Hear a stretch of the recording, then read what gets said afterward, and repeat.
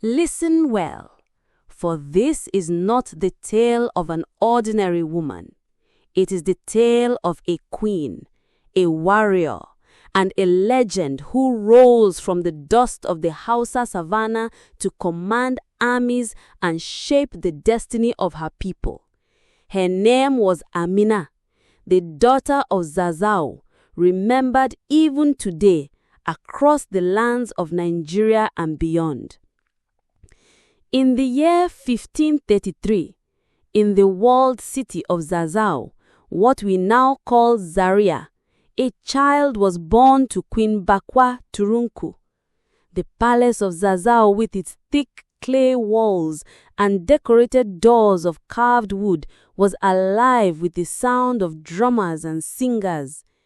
Elders raised their hands to the heavens, praising the birth of a daughter who would one day surprise them all.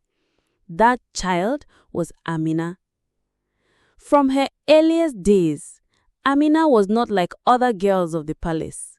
While others sang, learnt embroidery, and sat with their mothers in the courtyards, Amina preferred the training ground. She held sticks like spears.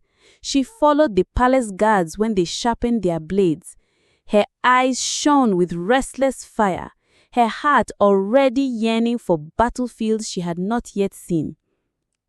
Her mother, Queen Bakwa Turunku, was a wise ruler. She was the founder of Zazzau's strength as a Hausa state, expanding trade and uniting her people.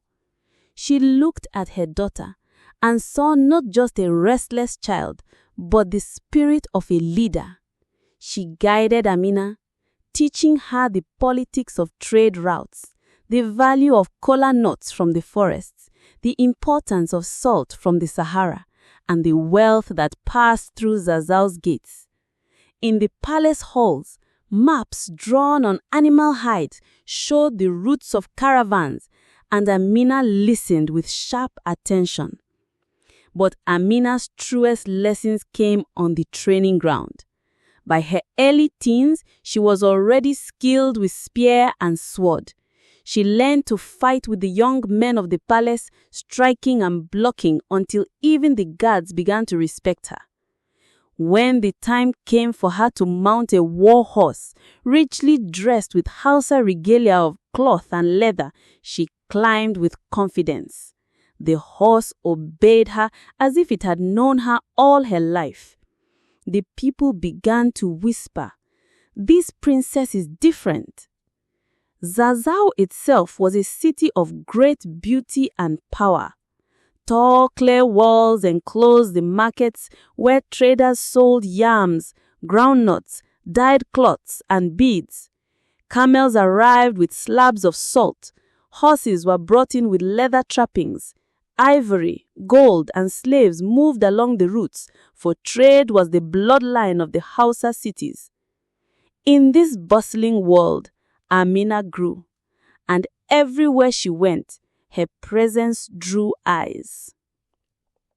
When her mother, Queen Bakwa Turunku, passed away, sorrow covered the land. Mourners filled the courtyards, wailing softly as the drums of mourning echoed through the night. Her brother, Karama, was crowned king, and while he ruled from the throne, Amina chose the saddle and the spear. She became a warrior princess, riding with Zazzau's cavalry into battle after battle. For 10 years she fought at the side of her people. In those days, war was constant in Hausa land. Neighboring states, Kano, Katsina, Gobi, and Nupe, competed fiercely for control of trade routes and tribute. Amina proved herself on the field, leading charges of cavalry that struck fear into rivals. Her courage, her skill with the spear, and her ability to command men made her famous beyond Zazzau's walls. When King Karama died, the chiefs and elders gathered. They knew the people would accept no ordinary ruler. Only one name filled their hearts: Amina. She was crowned Queen of Zazzau, the first woman to take the throne of that ancient city. The crowd cheered as the crown was placed upon her head and drums thundered in celebration. But Amina was no queen of peace. From her first days, she prepared for war. She strengthened her cavalry, gathering an army said to be more than 20,000 men, with 10,000 horsemen riding behind her. She ordered armor of iron and leather, spears and shields, and trained them herself. Then she marched. Her campaigns are still remembered today. She struck first at Kano, laying siege to its mighty clay walls until the gates opened in surrender. Then she rode to Katsina, where the king bowed to her authority. From there she turned west, crossing the Niger to fight the Nupe, seizing their roots of kola and slaves. Every victory expanded Zazzau's power. Town after town fell to her might. In every place she conquered, Amina left a mark.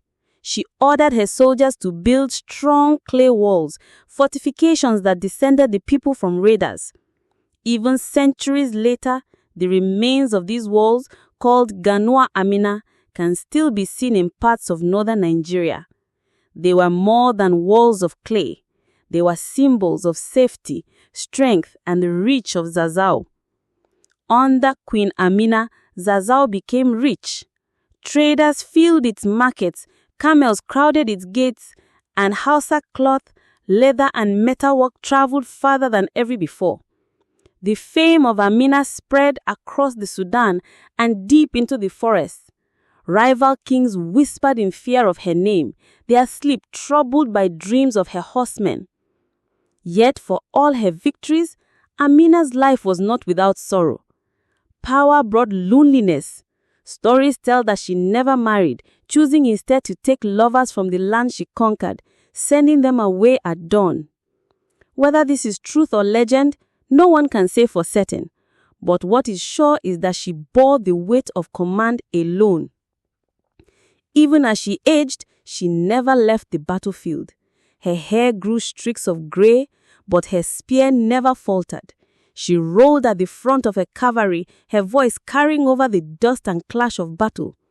To her soldiers, she was both mother and commander, feared and loved. Her final campaign took her southward, into the lands of Atagara. There, in the middle of battle, she met her end. Struck down, yet refusing to fall easily, she fought until her last breath. The dust of the savannah covered her, and the queen who had risen like fire returned to the earth. When word reached Zazzau, mourning fell upon the people. Warriors lowered their spears, markets closed in silence, songs of sorrow filled the night. But her legacy did not die. Her walls she built still stood, the trade she secured still flowed, and her name was carried from village to village, from elder to elder, till it became legend.